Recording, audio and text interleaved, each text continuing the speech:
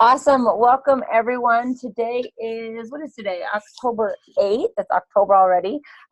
Super excited to be on this call today. And we have the legendary Milan Jensen with us today. And I'm so excited to ask her questions and hear all her answers because she's been here since the beginning, right? She's been here before the challenge packs were even invented. She sat with Carl. I just actually had a one-on-one with Milan and actually got to hear her whole story, but she sat down with Carl before they even opened it. And it's just so cool that, from the very beginning, she's seen everything. And so she knows everything, I feel like, right? She knows what she's doing. So I thought she'd be perfect to come on and ask questions too.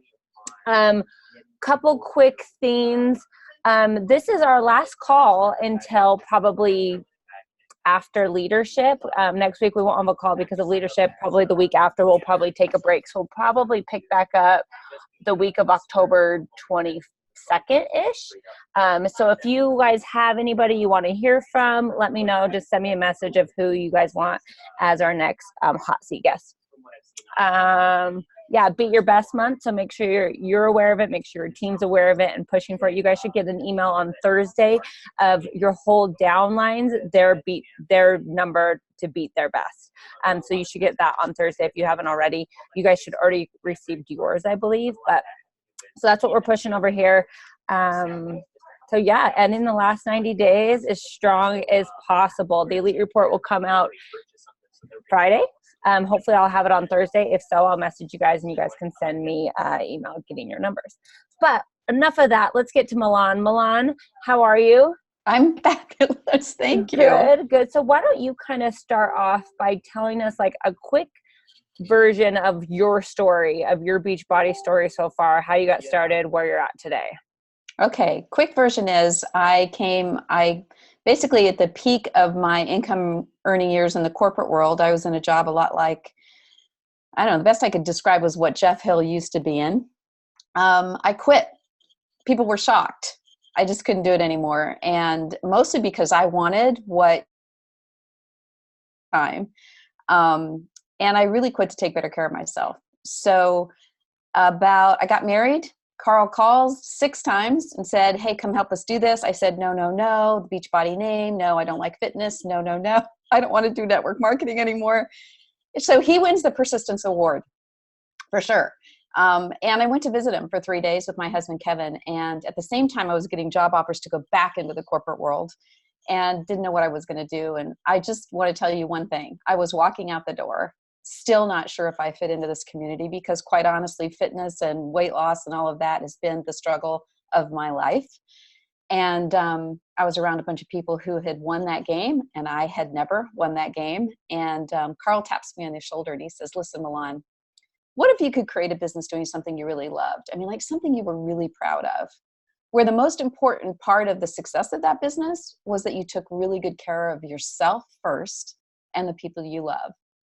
And I said my goodbyes and gave him a hug and left. And at that time, we didn't have anything but some funky nutritional products and P90X. And I am driving home and I'm thinking to myself, a little teary-eyed, thinking, you know what? No corporate person I'd ever worked with ever cared if I was healthy or happy. Nobody had ever said that to me, no matter how hard I had worked. It didn't matter. And it mattered to me and it seemed to matter to Carl. And that's why I said yes. And so fast forward to the whole history of Beachbody's unfolding. I sat in a little desk when we were making the first coach kit. Kevin went into work internally at Beachbody for the first 2 years. And I became what they like to call formerly in our industry or profession, one of the master coaches. But that doesn't mean anything, quite honestly. It just meant that it wasn't an option to fail. And so a lot of what I'm going to share with you today is coming from the perspective of making a lot of mistakes, maybe not doing it the way a lot of coaches have done it, as I think Melissa and Katrina can probably tell you, but hopefully maybe giving you some insight on why 13 years later, I would never do this anywhere else. Also at the time that Carl invited me, I owned a company called Womenkind, which works with women entrepreneurs. And I've always done that. I never had to give that up. And so I love that this business that I've created, this community I'm a part of, has allowed me to just be more of the woman I love being. So I love it. You're like the heart of Beachbody still. And I love that you always bring it back to the heart of Beachbody, why we're really here. Okay. So, I had you guys send me in a couple questions. So I'll ask the first few and then after that, you guys can take yourselves off mute and and go away. But I'll start with the first one. So, Kinsey asked, what are your top tips for ending the year strong? So when I'm working with women in all businesses, and certainly women who are coaches, I think it's easy to go into the year feeling like you're under pressure to reach a goal that you're not even sure you're going to get there. And so I think one of the best things I can tell you, I'm going to tell you three things. First is to set intentions for this next 3 months. And the way I set intentions is I ask myself, what do I want from this season, from this final quarter? And be very clear about it. What's something that I intend to do or create or change or accomplish in this time? What's the experience I want my family to have and my team to have and my customers to have of me in this season? And then just get really clear. That's how I set intentions about it. That's how I coach people to set intentions. If you don't do that, you might discover that whether you're pushing for a goal like a lead or something, that you end up doing things or compromising who you love being in the process. And I don't want that for you. So my first tip is set intentions and get really clear, not just about what you want to achieve, but who you want to be in doing that. And then I like to do something called an exercise called Legos. It was created, I'm trying to remember where I actually learned this, but it's a fun exercise. And I think it was done by Kyle Cease, wonderful author of, I hope I screw this up, it's his book. But what I would do in this next week is think of let's imagine we're all together on January 1st. And I want you guys to all tell me now in this next week, write this down as if you had achieved it. Like, so literally write down on January 1st, you're coming on this call, you're going to say, guys, oh my gosh, I remember when we got together on October 8th, and this is what happened since then. So there's something that happens when you think through the experience you want to have. So that's the two-prong approach I have to setting intentions that will change the experience you have. And it isn't just about what you achieve, but it's about your experience of it and who you become in the process. So that's the two things. And then the only other little tip I have for you, and a lot of you already know this, is do it early. Do not try to squeeze things in that week between Christmas and New Year.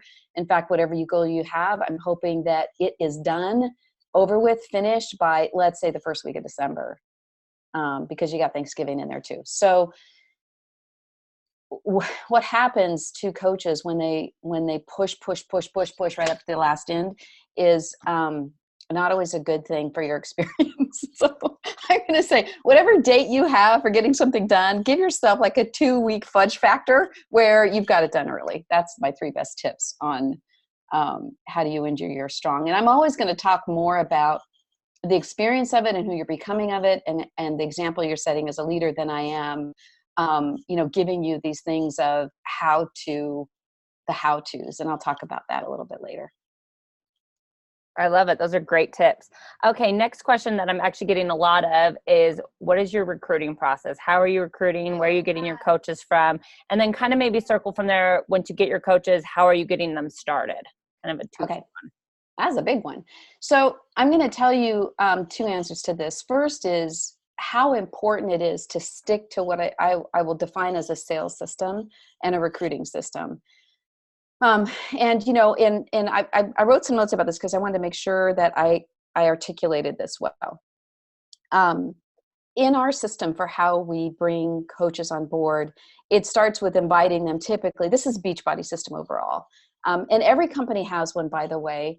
And I want to just reiterate this, because if you move too far off of this, you're changing the core way or example you're setting for everybody else. So our way of doing it, and it's morphed over the years. I mean, I started with a flip chart, believe it or not, because we didn't have video. We didn't have Facebook. That's what we had.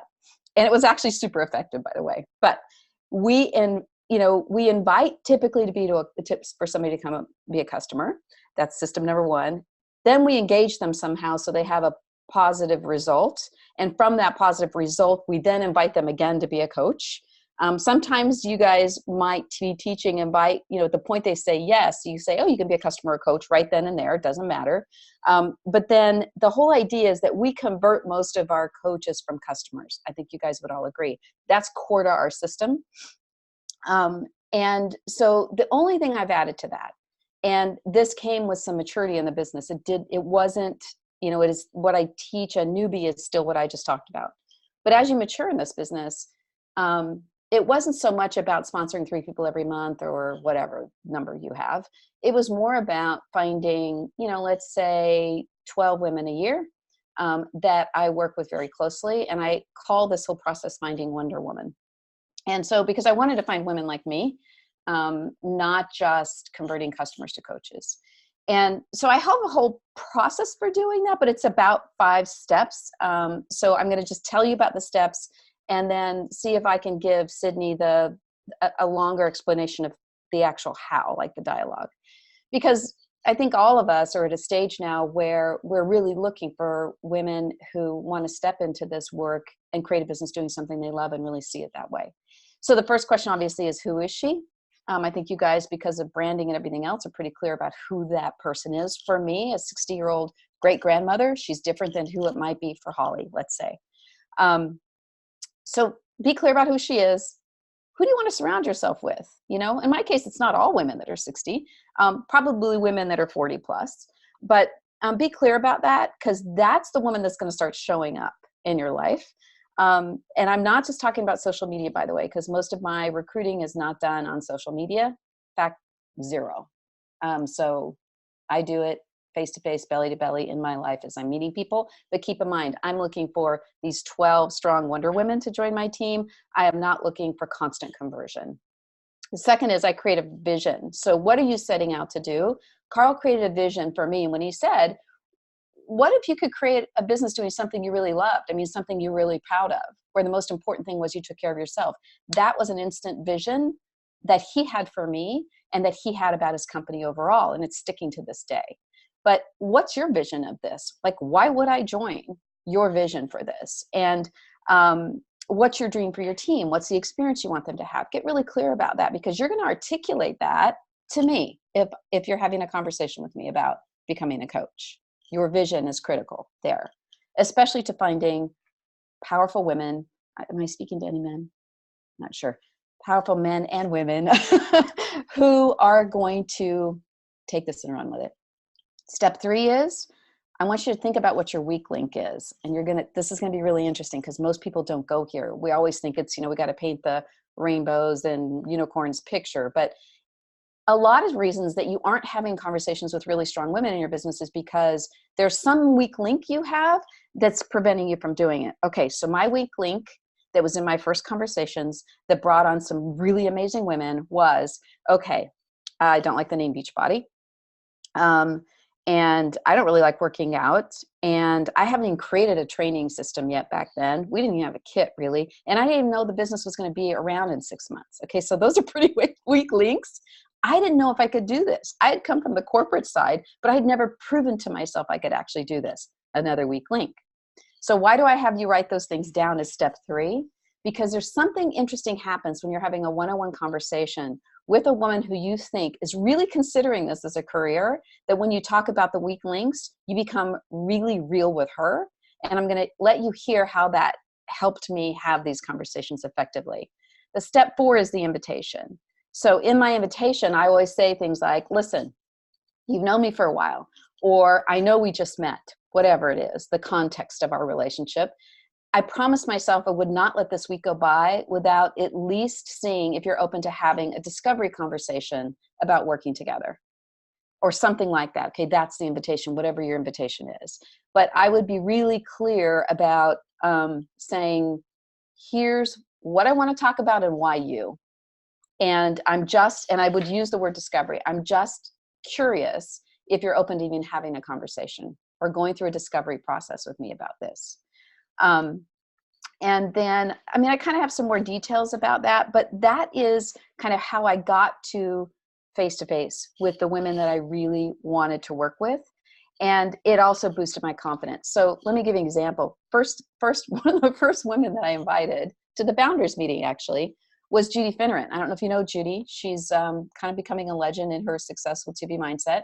But Judy was 60 something years old and 316 pounds at the time, and very successful in real estate, and like multiple six figures. And I thought to myself, I don't know why Judy would want to start all over with this. And it's a weight loss company, for goodness sakes. How do I even talk to her about this? So I reached out to her and I said, listen, I don't know if you're even open to this. And I don't know how you feel about network marketing even.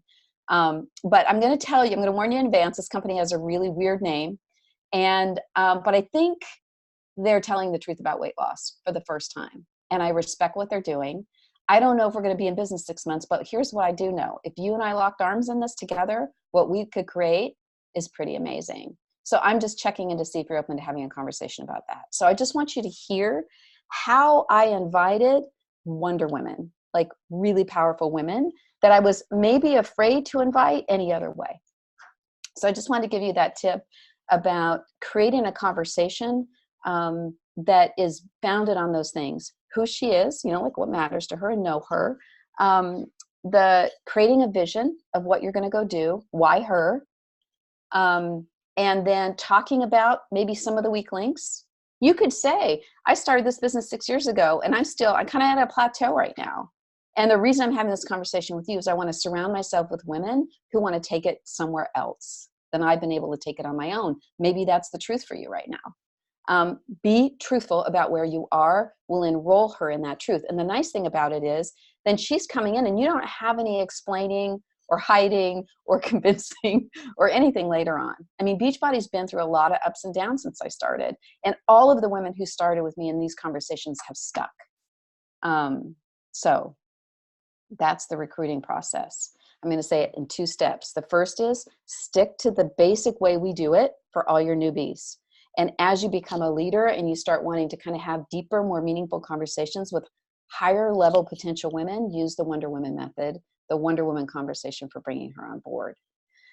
The other thing you asked me, Sydney, was to talk about my onboarding. So I'm going to start by telling you that it's never been as easy. In the beginning, we kind of flustered all around. You know, we just made a lot of mistakes, but we kept it really simple. And I think that was really smart. So the first thing about onboarding I want to tell you is Beachbody's got a system. It's pretty good, in my opinion. It took a long time for it to get as good as it is.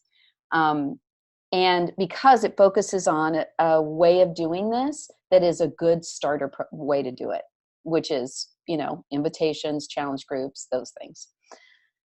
But I want to step outside of that for a second and ask you this question. What's the experience you want someone to have who comes into your team? Like literally write it out. What is the experience you want every member of your team and that you want duplicated through your team of how somebody comes on board, what their experience, how they feel, how they're recognized, how they're introduced. That is important.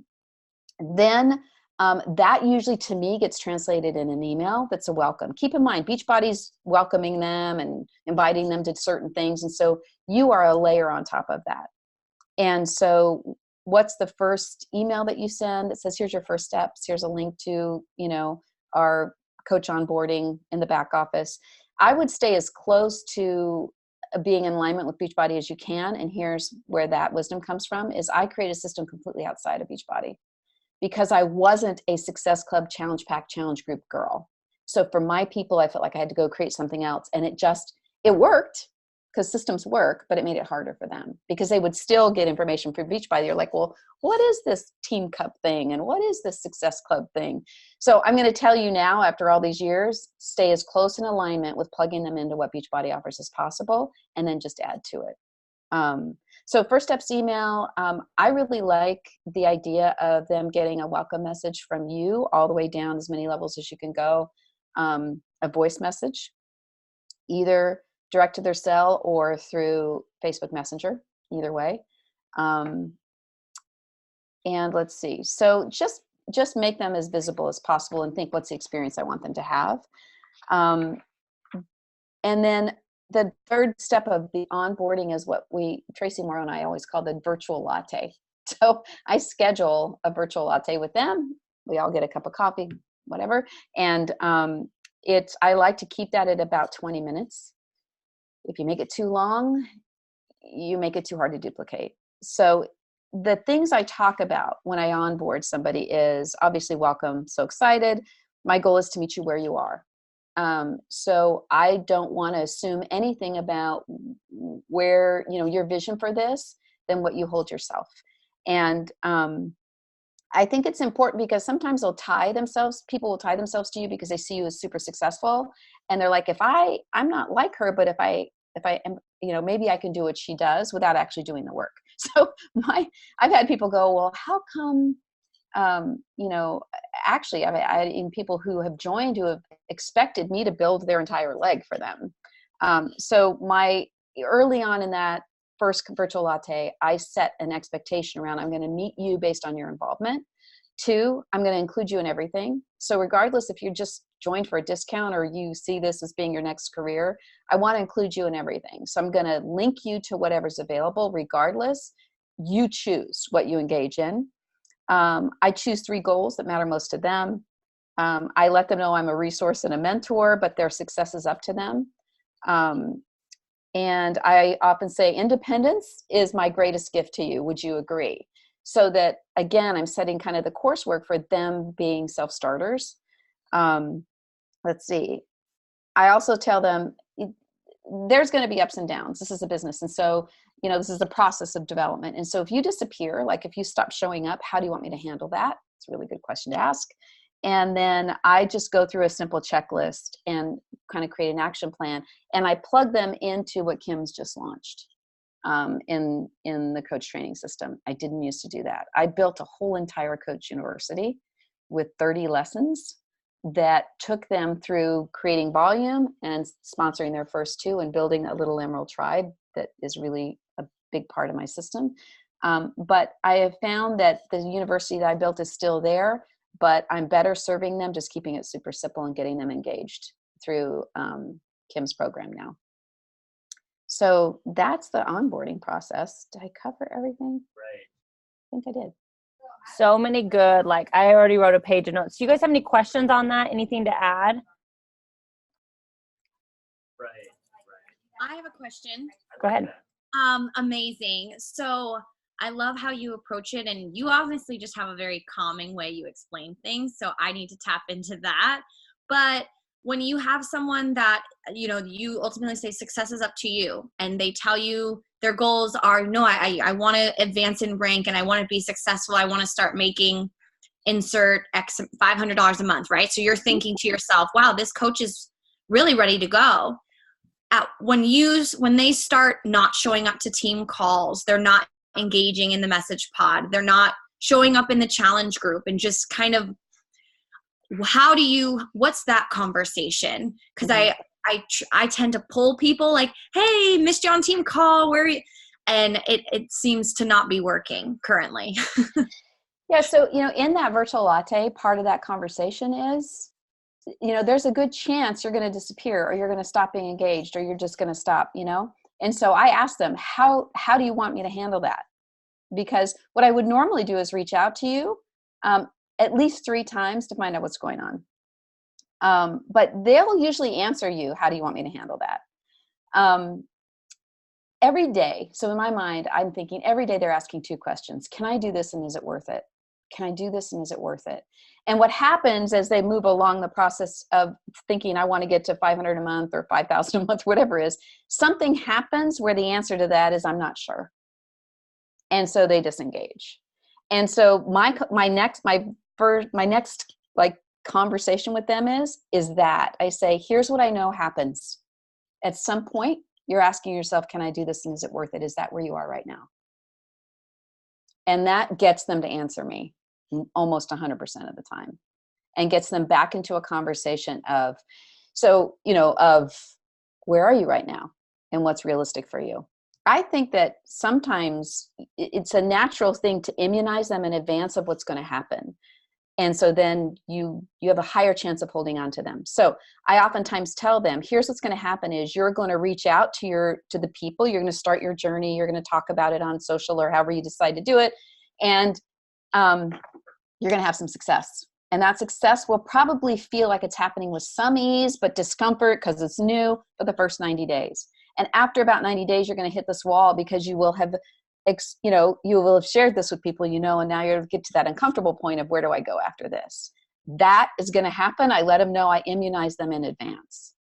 I immunize them around things like, if you can, please don't spend a lot of time following other coaches on Instagram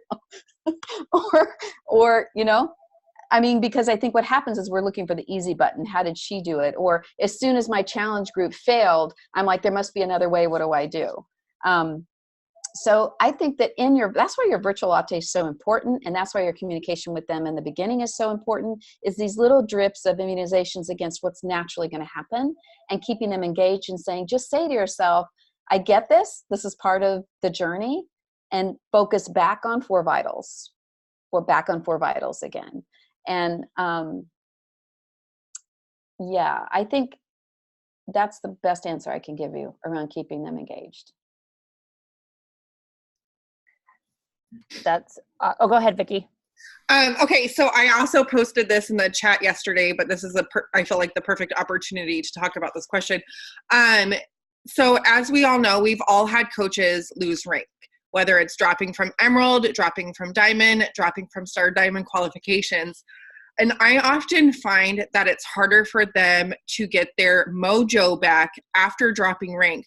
What do you do as a leader to help them get re-engaged or re-inspired after that drop in rank?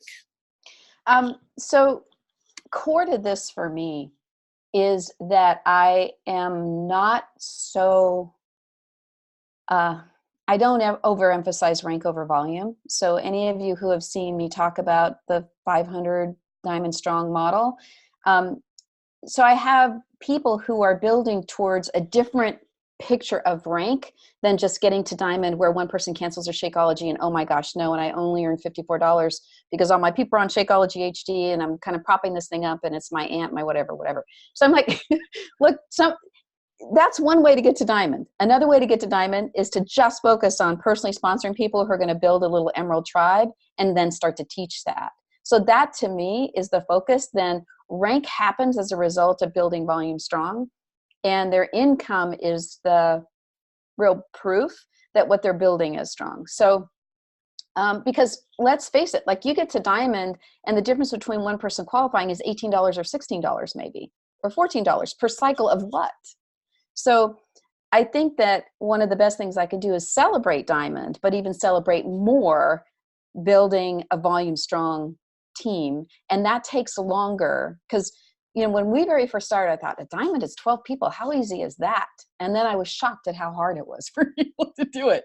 And I'm like, and then when they got there and the total volume of that team was very low, I'm like, oh, we need to shift this to building these Emerald tribes. And let me tell you that in the beginning, building Emerald tribes felt easy because the promise was get to Emerald and you get leads. And that shifted. That wasn't even sustainable, and it wasn't even healthy, quite honestly, because a lot of people got there and never learned the selling process. Very weak. Whereas now I'm like, look, the only thing we're going to do in the first year is just get really good at doing something you love, or the most important thing is you take good care of yourself, and we're going to build Volume Strong. So Volume Strong means, can you sustain 6 to 10 customers and 500 PV a month, every month this year? And whether you're doing that by offering the challenge pack or you're doing it by just helping people figure out what their healthy formula is, either way works. But to me, that's the focus. And so if you have somebody that's following from rank now, I think you have an opportunity to actually go back to them and say, what if we built this from a different perspective? What if we built this Volume Strong? And that would be my best advice, to go back to them, where we have consistent income, something you can rely on, a team that sticks. And that whole thing starts with the sales process of, how are they doing this? And are they having success there? And just getting to 500 themselves. And once they know how to do that, teaching somebody else to do that. And I'll tell you that as you make this shift, if you make this shift to building something that's Volume Strong and rank, by the way, rank will happen as you build volume strong. Your current team may or may not adopt it.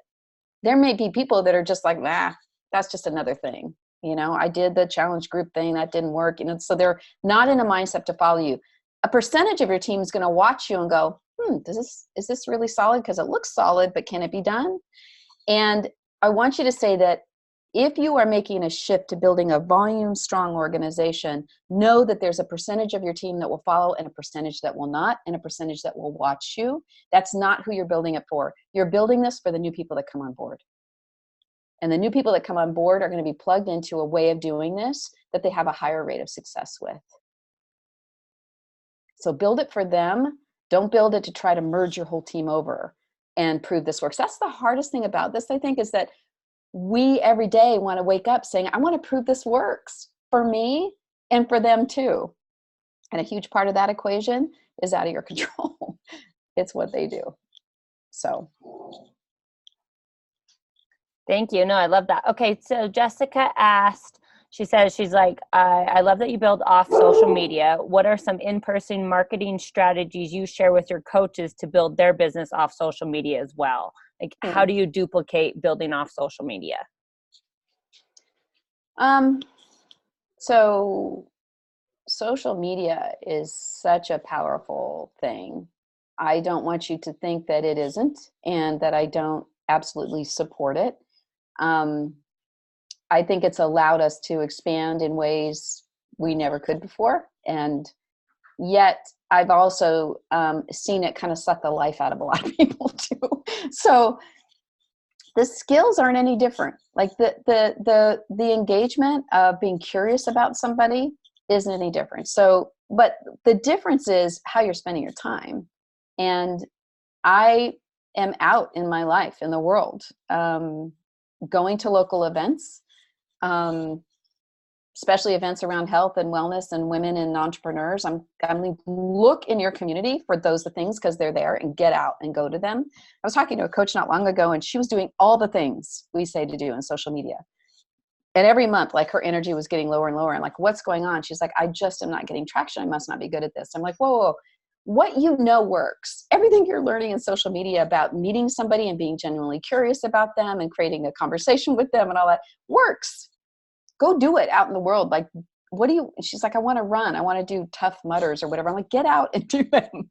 And so I'm going to tell you that the skill set isn't any different. The genuine curiosity about people isn't any different. The finding the places to go, like you guys are excellent at finding groups. I'm just excellent at doing it in my own community, and getting out and living my life that way. And so I think the difference I'm going to tell you is you're just not taking those opportunities when you're out and about, or you're not putting yourself out into the world. And I think a lot of reasons, especially for women who have children, is you're like, but I can do this and blend my time home with the kids better. But I would say that if you want to really develop this skill, once a week, maybe twice, even with or without the kids, get out into your community. And the engagement is to be genuinely curious. So, I'm at Starbucks. Like, how long have you been a barista and why do you love it?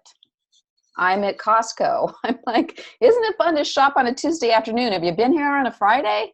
I'm just creating conversations constantly, because I'm genuinely curious about people without any vested interest in where that conversation goes. And typically, so I'm not always like trying to lead it to inviting them to a challenge group. I don't actually invite people to challenge groups. I invite people to figure out what healthy feels like and looks like for them. And then they eventually come into a group, like for now, for me, honestly, with the work and Lift 4 and all of that, I'm 60. I'm a great grandmother. Those are not programs I typically do, but Bar Blend, I'm all over that. So, I'm now creating a whole hybrid thing with Elisa's stuff leading into Bar Blend. And I'm doing a whole, I'm going out in my community and talking to people into yoga and bar. So I don't know if I answered that question perfectly, except to say it's not a new skill set. It's not a different skill set. It is to genuinely be curious and create conversations wherever you are. And I typically end those conversations with a contact by saying, listen, we're both busy. We're here in line, or we're at Starbucks or whatever. And if we want to stay connected, what's the best way to do that? I'll ask them that. I don't have business cards. I don't carry them. So what's the best way for us to stay connected? And they'll say, I'm on Instagram, or they'll give me a way to stay connected. So, or I might invite them. I'm getting some women together. It's going to take me a few weeks to pull this off. But, if you want to be included, I want to make sure that I include you, that kind of thing. So I think that those conversations are directly related to how much you're out there. And I promise you, especially with the holiday season coming up, there are tons of them. I seriously got the chills. Like, be genuinely curious about other people. You do it on social media, and why not do it off social media? It's one of the things I always talk about. Like, do your neighbors know what you do? Because we'll tell everyone else online, but we won't tell our next door neighbors. So, Danny, I believe you have a question. Yeah, so it's kind of like a two-parter. So I've heard your presentation multiple times about the Diamond Strong and the Emerald Tribes and things like that. So you teach your team to the 6 to 10 customers a month, the 500 PV model, which can be met with Success Club or just individual products. So one, how do you communicate that to where I feel like most coaches' issue is they can't get people to sign up with anything, right? Like that's a problem. They're like, how the heck, if I can't even help 3 people, how am I supposed to help 6 to 10 a month? And then my second question is about your Emerald Tribes and this is kind of related to me, is I have several coaches who can sign coaches, but they never get the Emeralds. So they're always like an inch away from diamond, and then they lose some actives and they get back up to 8, 10, 12, 16 coaches, and they have no emeralds. So how are you able to communicate or teach your coaches to build so many emeralds? So your business is, all of you, every one of you, if I sat next to you and we looked at it right now, your business is a direct reflection of whatever you're talking about. So if you're talking about challenge packs and challenge groups, that's probably the reflection of what your business is. If you're talking about the vision of creating a tribe of women who want to create a business doing something they love, that's probably what your business looks like. So I just want to start there, because if you want to change things, you got to really take a good hard look at what you're talking about and what your team's talking about. When I see a team that's sponsoring, but there's no consistent strength there, I want to know what the conversation is in the sponsoring piece. Because I've heard things like, you get it for a discount. That's the smartest thing. Or, join me for 3 weeks, and if you don't like it, you can always cancel. There's things like, if you really discover what's being said, that's probably what's being reflected on the other end. So if you want that to change, take a look at what's being said about what the conversations are, because the conversations are where they're leading to strength or not strength. So I always stay in what I like to call the posture of the advisor. And I teach my team to stay in the posture of the advisor. So Beachbody, company with a funky name, has actually figured out how to tell the truth about weight loss. That might be what I say. But it starts with you. So the first thing we need to do is figure out what's healthy like for you. What's your healthy formula? And Beachbody's created a challenge pack because a lot of people don't know. They wasted money at the gym. They've bought a stack of vitamins, whatever. So the challenge pack is kind of our total formula for it. But if you don't want to start there, let's just figure out one change you can make. That's how I capture every single person. So if challenge pack isn't it, and I always speak like this is what Beachbody's created. Beachbody's created this thing called the challenge pack. Beachbody has created this program called the work or whatever.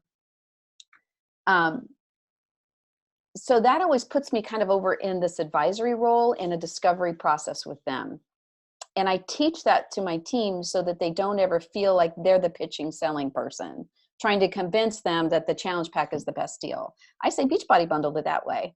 And they've got these whole big, huge bundles. I mean, we just have to figure out which one you need. And if they're like, whoa, I don't need all that. I'm like, well, how's your digestion then? because kind of starts there. Like, could I just get you on some Ultimate Reset digestive products and get you to walk? Could we just start there? And then we'll lead into yoga, and then we'll lead into, I'm amazed, like, even to get somebody to pay $99 a year for our meditation in our yoga program, just to get them to sleep well and to take, Optimize, that might just be the first step of healthy for them. And so I think when we teach our approach of the healthy formula, and we teach how to invite people to help them figure it out as a trusted advisor, who isn't perfect either, by the way, then we're going to capture a lot more people than just seeing who wants to buy a challenge pack and join our next group. So that's number one. Number two is, I would say to somebody, my first goal from the very beginning is get to Emerald, get to 500, and get two people to get to Emerald and get them to 500. That's like step one. We don't need to talk about a lot of other things until we just achieve that. And I show them the model. I show them the Emerald model. Beachbody created it, by the way. I didn't. They've created a system that works. And the first step of that is the Emerald and position. And this is how we do it and why it's beneficial. And we're going to get to Diamond by just duplicating that. So it looks like the process, our sales process and our learning process, is pretty short, actually. It's me joining, doing the basics, creating my own story, getting to 500, having people join and teach them that same thing. And that continually duplicates. And that's what generates a consistent 500 or a consistent 5,000. Seriously, like, I'm like just writing down all your one-liners. Like, these are like your inspirational quotes almost. I love it. I even put in the chat, your business is a direct reflection of what you're talking about, which is so true. And I've never heard of it that way. So freaking amazing. Seriously, Milan, that's all the time we have for today. But thank you so much for taking the time out of your busy schedule and coming and talk to us. Thanks everyone for being on. Yes, you're incredible, and we're honored to have you as like the founding coach of Beachbody. So thank you so much. Everyone else, I will see you guys in a couple weeks, and let me know if you need anything. Thanks everyone. Thanks Milan. Bye-bye. Bye.